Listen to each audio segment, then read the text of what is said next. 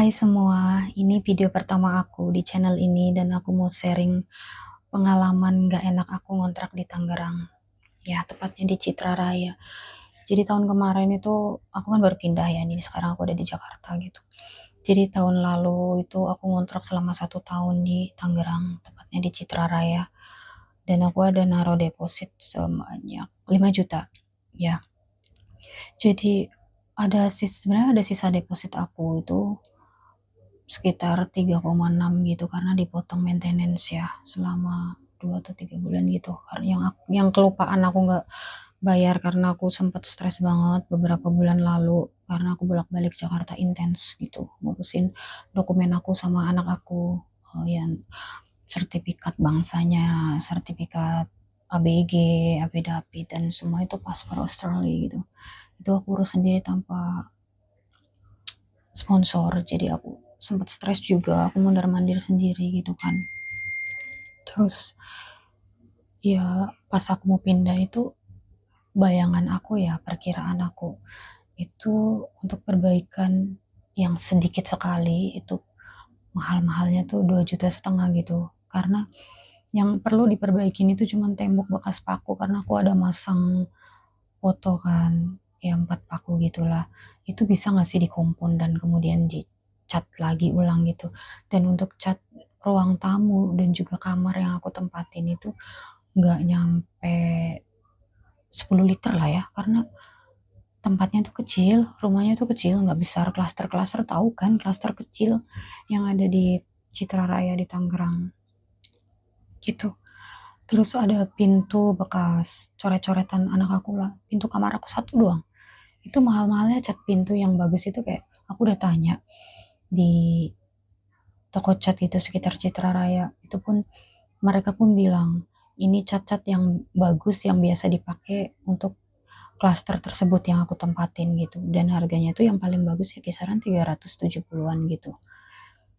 Dan itu udah berapa, paling perkiraan aku cat ruang tamu seluruhnya beserta nutup bekas paku 4 biji itu tadi yang pakai kompon gitu ya kali ya, itu kisaran 750 dan ya 1 juta lebih lah untuk itu semua ya.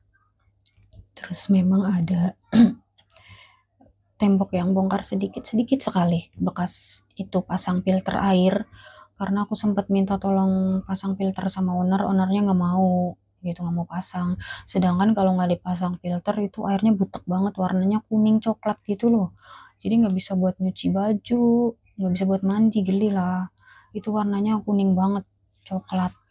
Jadi terpaksa aku pasang filter sendiri. Waktu itu harganya 2,5 juta ya.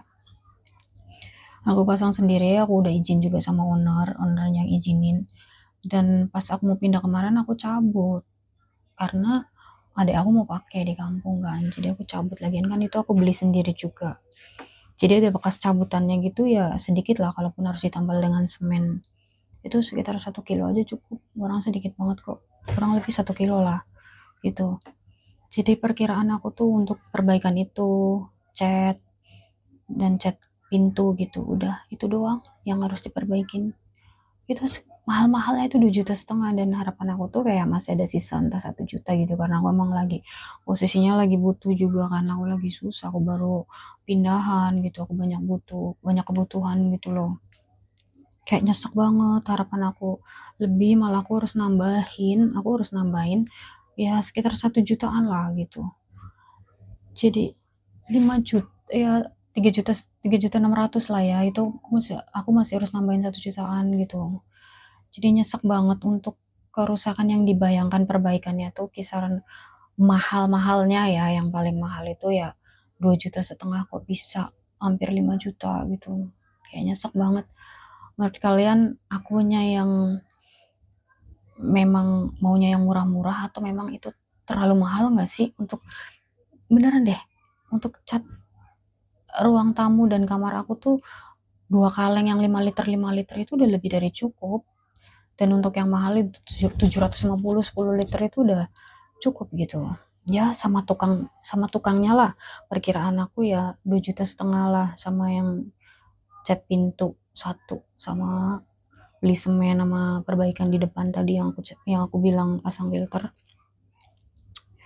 2,5 juta lah menurut aku ya. Sama aku ada tanya adek aku yang biasa nukang juga, adek aku kan biasa nukang ya, dia bilang nggak nyampe 2 juta kok, itu untuk bayar tukangnya aja, sorry, untuk bayar tukangnya aja katanya 2 jutaan.